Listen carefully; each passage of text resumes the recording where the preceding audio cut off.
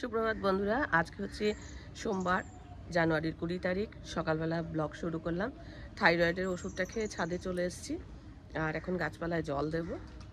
বিছানাটা তোলা হয়েছে শুধু, আর ঘরের কিছুই কাজ করিনি। আমার কথা মর্নিং ওয়াকে গেছে, আমি যাইনি আজকে। পরপর কয়েকদিন যাচ্ছিলাম, এখন আবার একটু রেস্টে দিলাম। তার কারণ হচ্ছে কাল বাদে পরশু না 21, 22 তো 23 তারিখে আমরা যাব হচ্ছে পিকনিকে। কোথায় যাব সেটা তো পিকনিকের ব্লগটাই দেখতে পাবে। আর যদি পায়ে আবার খুব যন্ত্রণা হয় বা কিছু, সেই জন্য দুদিন একটু রেস্ট দিচ্ছি। যদি খুব বেশি যন্ত্রণা হয় তাহলে যেতেই পারবো না, কারণ কালকে তো মর্নিং ওয়াকে গেছিলাম যখন, তখন ওই একটুখানি রবিবার করে কি হয়, সবাই মিলে একটু অন্যরকম খাওয়া দাওয়া করে তারপর বাড়িতে আসে। তো এবার চা খেতে গেছি, গিয়ে ঠোঁটটা গেছে পুড়ে এই জায়গাটা। তো একটু কথা বলতে অসুবিধা হচ্ছে, মানে একটা অস্বস্তি বোধ হয় না, সেরকম অস্বস্তি বোধ হচ্ছে। আর আমার ছেলে আসছে 25 তারিখে, একটু সুস্থ থাকতে হবে। এখন কালকে প্রচুর হেঁটেছিলাম, মানে এখান থেকে সে বিল্লায় হেঁটে যাওয়া, আবার বিল্লা থেকে বিয়ে মাঠে হেঁটে আসা, অনেকটা রাস্তা। গল্প করতে করতে গেছি তো, আর খুব স্পিডে না হাঁটলেও হাঁটাটা হয়েছে। এখন জলটা ভরে নিয়েছি, তারপরে গাছে জল দেবো। আর এই যে সিঙ্কের পাইপটা না ফেটে গেছে, এটাও একটু চেঞ্জ করতে হবে।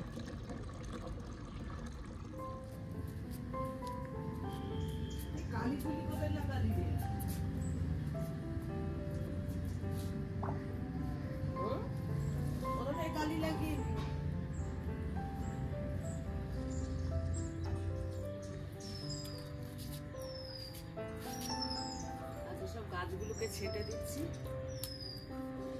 যাতে গরমে ভালো ফুল পায়।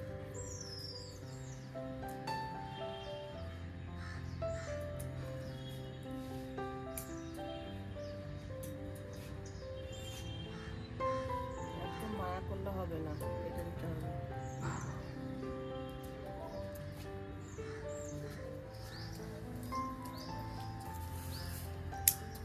একটু জলও দিয়ে দিও তো, এরা হাতটা উঠছে দিতে পারবো।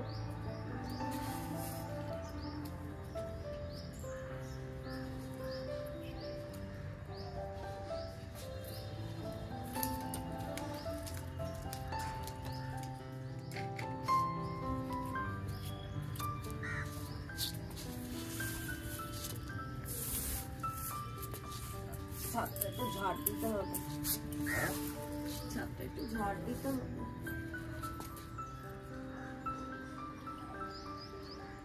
দেখি আমার বাবু সোনাটা কোথায় লেগেছে, ধরতে পারবো? তার মানেই লাগেনি। হ্যাঁ খেলছে। ও আবার নিচে গিয়ে নিয়ে এলো, এটা ধরতে গিয়ে হয়েছিল। ও আবার নিচে গিয়ে কোথায় ব্যথা লাগলো? হ্যাঁ, কোথায় ব্যথা লাগলো? কালিঝুলি নাকি আমার?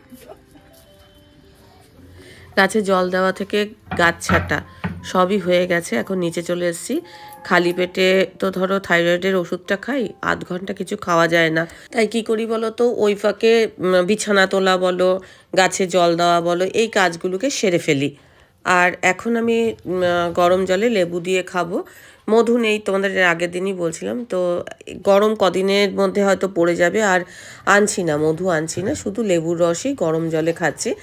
আর একটু লেবুটা না ডলে নিলে অনেকটা পরিমাণে রস বেরোয়। দেখো আধগানা লেবু থেকে কতটা পরিমাণে রস বেরোচ্ছে। আর লেবুগুলো যা টক, খেতে ইচ্ছা করে না। একটু মধু বা নুন হলে ভালো হয়, কিন্তু নুন দিয়ে তো খাচ্ছি না, প্রেশারও রয়েছে।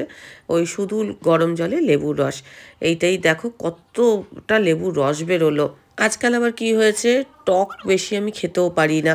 টক খাবার খেলে মনে হয় যেন একটু তার মধ্যে একটু চিনি বা নুন টুন থাকলে ঠিক আছে। বাজারে এসে দেখি এগুলো গাছের টমেটো, ছোট্ট ছোট্ট দুটো টমেটো হয়েছে।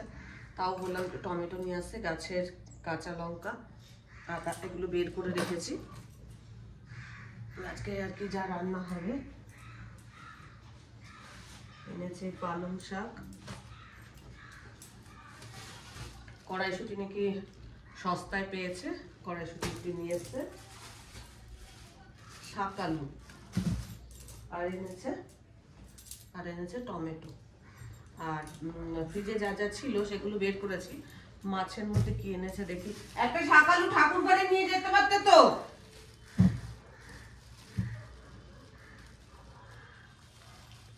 একটা ঠাকুর ঘরে দিয়ে আসি,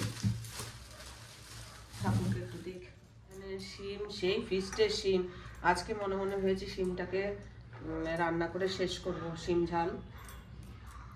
এখানে আছে মটরশুঁটি, কিছুটা পুরনো মটরশুঁটি ছাড়িয়ে রাখা হলো, মুড়ি দিয়েও খাওয়া যেতে পারে। এখানে একটা ফ্যাচাঙের গাছ নিয়েছি, যেটা কিনা কড়াইশুঁটির খোসা। কড়াইশুঁটির খোসার মধ্যে না অনেক ভিটামিন থাকে, তো এটাকে এই পাতলা আঁশটা ছাড়িয়ে নিতে হবে, তারপরে রান্না করব। এটা একটুখানি সময় নিয়ে রান্না করতে হবে। মানে যারা চাকরি বাকরি করো তারা এটা ট্রাই করো না, যারা চাকরি বাকরি করো না, বাড়িতে বয়স্করা আছে, তারা ট্রাই করতে পারো। এই একটু সেদ্ধ করে নিয়েছি, নিয়ে খোসাটাকে এই যে এরমভাবে ছাড়িয়ে নেব। এটা কি রান্না করব এখনো প্ল্যান করিনি। আর এনেছে হচ্ছে চিংড়ি। এই যে এরকম একটুখানি খোঁচা দিলে, যেহেতু এটা সেদ্ধ করে নিয়েছি, একটু খোঁচা দিলে এটা উঠে যাবে। কাঁচা অবস্থাতেও ছাড়ানো যায়। আমরা আগে যেখানে থাকতাম, মানে মা ডাকতো, ওই ছেলের নাম ধরে নাম হয় না, বুদুর মা, তো ওই বুদুর মা ওটা করতো। উনি কাঁচা অবস্থায় ছাড়াতেন, তো আমি এটাকে সেদ্ধ করে নিয়ে ছাড়াচ্ছি, তাতে তাড়াতাড়ি হয়ে যাচ্ছে। এই সময় এটা খাওয়া না ভালো। দেখবি আমাদের গোটা সেদ্ধর সময় এই জিনিসটা গোটা সেদ্ধর মধ্যে দিতে হয়। কড়াইশুঁটি একেবারে গোটা গোটা দেয় ছখানা। তার কারণ কি, এই যে খোসার মধ্যে যে উপাদানটা রয়েছে, সেটা কিন্তু এই টাইমে খাওয়া খুব ভালো। আর এই যে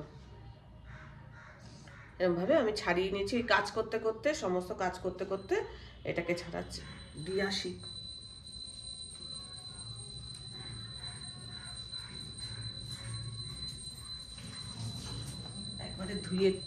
একবারে ধুয়ে দিয়ে আসি।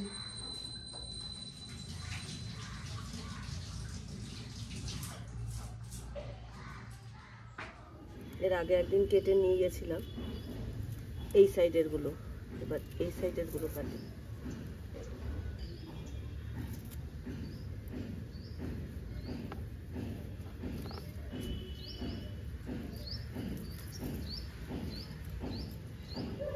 কাজ করতে করতে আমি এটা ছাড়িয়ে ফেলেছি, তারপরে বাকিটা আরো ছাড়াবো। কাজ করতে করতে এটা ছাড়িয়ে নেবো। ফুলকপির তরকারি একটুখানি গরম করে নিই, আর মুড়ি তো আছেই, অনেকটা তরকারি আছে। এটা 2-3 দিন আগেকার আর কি, ফ্রিজে ছিল। কেননা আমার কালকে নেমন্তন্ন ছিল, কালকে খাইনি, রাত্রেবেলাও একদম শুকনো মুড়ি খেয়েছিলাম। তা আমি মনে মনে ভাবলাম যে এটাই একটু ফুটিয়ে একদম শুকনো করে নিয়ে তারপর মুড়ির সাথে খাই। আর কয়েকটা মটরশুঁটি দিয়ে নেবো। বাজার থেকে আজকে ধানি চিংড়ি এনেছে, তো এই চিংড়ির বড়া খেতে খুব ভালো লাগে। তো এই বড়া হলেই খাওয়া হয়ে যায়। চিংড়িগুলোকে খুব ভালো করে ধুয়ে নিচ্ছি, আর এই যে চুবড়ির মধ্যে জলটা ঝরাতে দিয়ে দিচ্ছি। এটা জলটা ঝরবে, আর তরকারি গরম করতে দিয়েছি। তারপরে ব্রেকফাস্ট করে এসে এর বাকি যে প্রিপারেশন সেটা করব। তো চলো 2-4 বার এটাকে ধুয়ে নিতে হবে। আর একদিকে দেখো এই যে ফুলকপির তরকারিটা ফুটছে, আর এদিকে এই চিংড়িটা জল ঝরাতে দিয়ে দিয়েছি। জলটা ঝরে যাওয়ার পর আমি এখন এই যে একটু নুন আর হলুদ মাখিয়ে নিচ্ছি। মাঝখানে ব্রেকফাস্ট করা হয়ে গেছে। খুব অল্প তেলে এখন এই চিংড়িগুলোকে ভেজে নেব।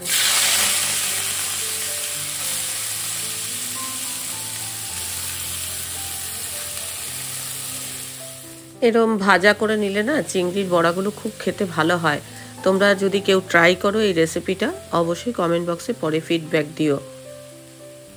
দেখো এটা মোটামুটি ভাজা করে নিয়েছি, বেশি তেলে কিন্তু ভাজছি না, এটা কিন্তু অল্প তেলে ভাজতে হবে।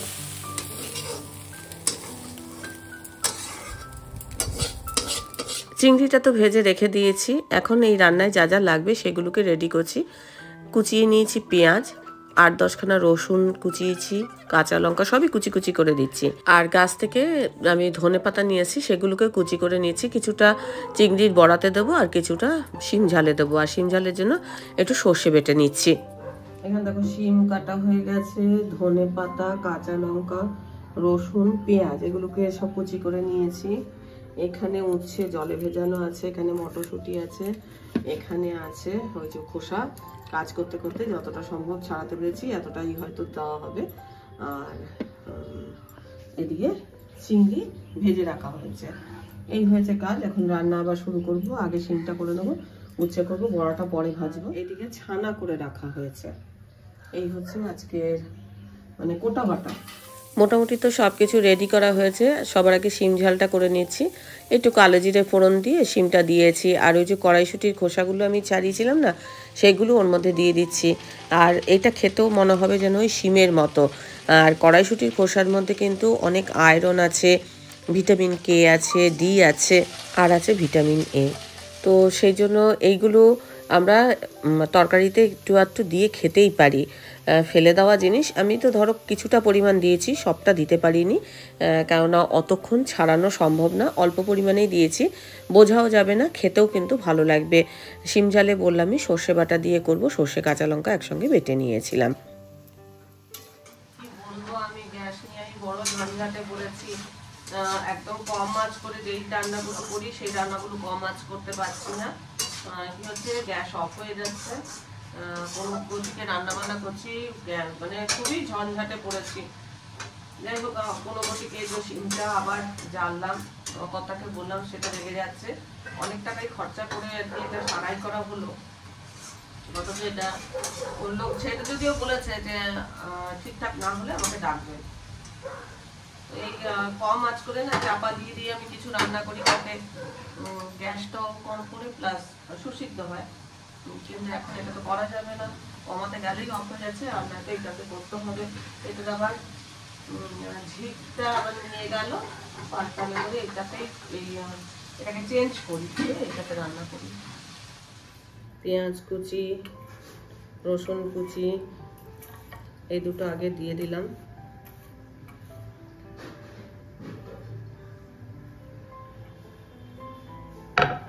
এটা খুব ভালো করে এর সাথে চটকে মাখাবো।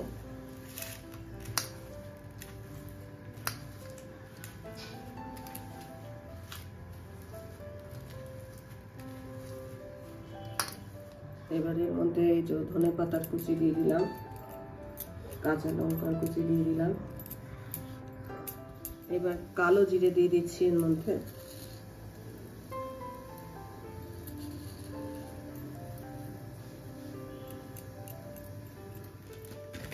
এবার দিচ্ছি চালের গুঁড়ো,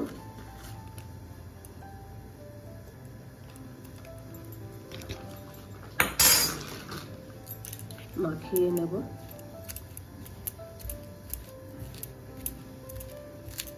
দরকার পড়লে অল্প একটু জলের ছিটা দিয়ে নেব। খুব সামান্য একটু নুন দিলাম, অল্প একটু জল দেবো, বেশি দেবো না।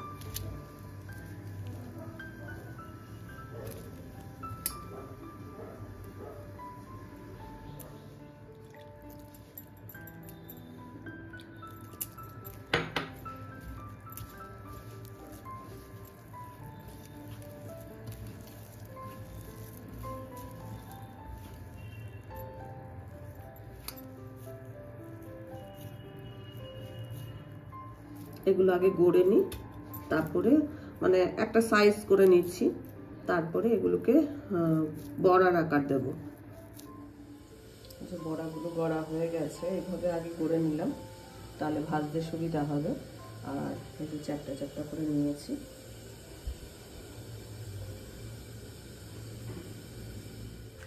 আজকে যে বড়াগুলো ভাবছি কয়েকটা বৌদিদের বাড়িতেও পাঠাবো। তো দেখো এগুলোকে চ্যাপটা চ্যাপটা করে গড়ে নিয়েছি, এখন তেলের মধ্যে খালি ভেজে নিলেই হয়ে যাবে।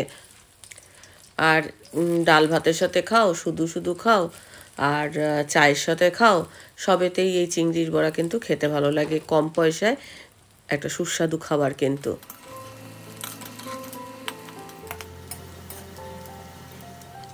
চিংড়ির বড়া একদম রেডি। দেখো দেখেই বোঝা যাচ্ছে কতটা মুচমুচে হবে।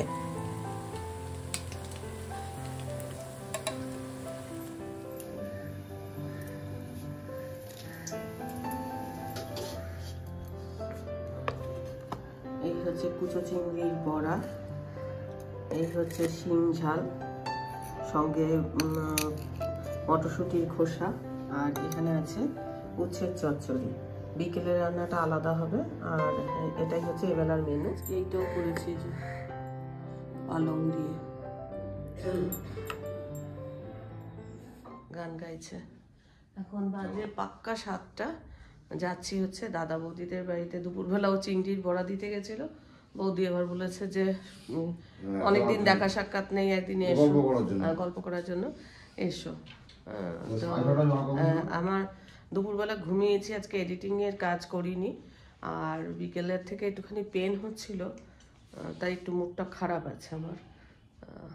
মানে ভাবছিলাম কদিন পেন ছিল না, একটু মনের মধ্যে খুশি খুশি একটা ব্যাপার ছিল। পেন্সিল দিয়ে কাজ চালাচ্ছিলাম, পেন ছিল না তো, তাই পেন্সিলে কাজ চালাচ্ছিলাম। এখন আবার পেনটার দরকার হয়েছে। কাগজ নেই,